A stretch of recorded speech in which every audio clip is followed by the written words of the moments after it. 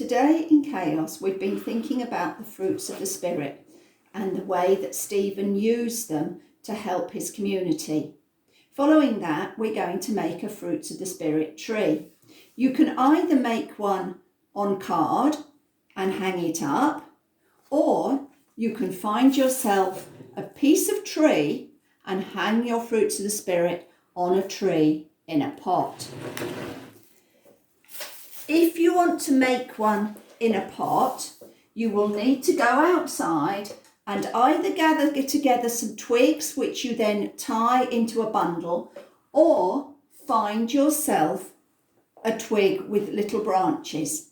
You will need some soil, you'll need a flower pot, and then you will need to make the fruits of the Spirit, and you can choose what fruits go with each of the fruits of the Spirit. I've gone onto the internet and found some pictures of fruit and put the words on. You, I'm sure, can draw them and write the words on. To put them on the tree, you'll need to cut them out and make little hangers. You'll also want to make one of your fruits bigger, because in our prayer time, we recognised that we this week will ask God to help us develop one of the fruits of the Spirit where we are now. I chose patience as the one that I want to ask God to help me develop, because it's hard to be patient at this time when we can't do the things that we normally like to do. If you're making that tree, you will want to put your soil in your pot, and I suggest that you do that inside a plastic bag so the soil doesn't come through. You'll then stand the twigs in, hang your fruits on, and I made a label reminding me where in the Bible we find the list of the fruits of the Spirit. My tree ended up looking like this, with my large fruit saying patience. If that's not the way you want to make your tree, then you will need paper.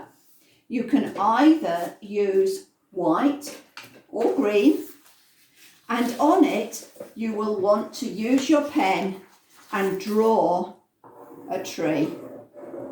Make sure you make it big enough to be able to fit the fruits of the Spirit on.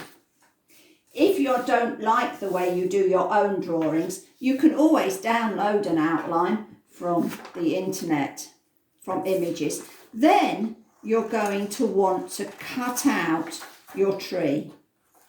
Cut carefully round your tree, and then when you finish cutting, whether you do a white one or a coloured one, you will want to punch a hole at the top so that you can put a hanger through with the piece of ribbon that you've chosen, so that at the end your tree can be hung up. When you've cut your tree out, you will want to again have a set of the fruits of the Spirit. And as I said before, you choose what fruit you think represents each of those fruits of the Spirit. And remember to make one larger than the others as the one that you recognised at prayer time you want to work on. When you've made those, you want to stick them onto your tree, making sure that your large one is easily visible. Then you're going to want to put your loop through the hole, ready for hanging it up. And I have chosen to write at the bottom the fruits of the Spirit, Galatians 5 verses 22 to 23. Whichever way you choose to make your tree, put it somewhere where you're going to be able to see it through this coming week. And each time you feel yourself getting a little bit grumpy or a little bit down in the dumps about the things that are going on, have a look at that tree and remind yourself that God has said He will help us develop these characteristics within ourselves. Enjoy!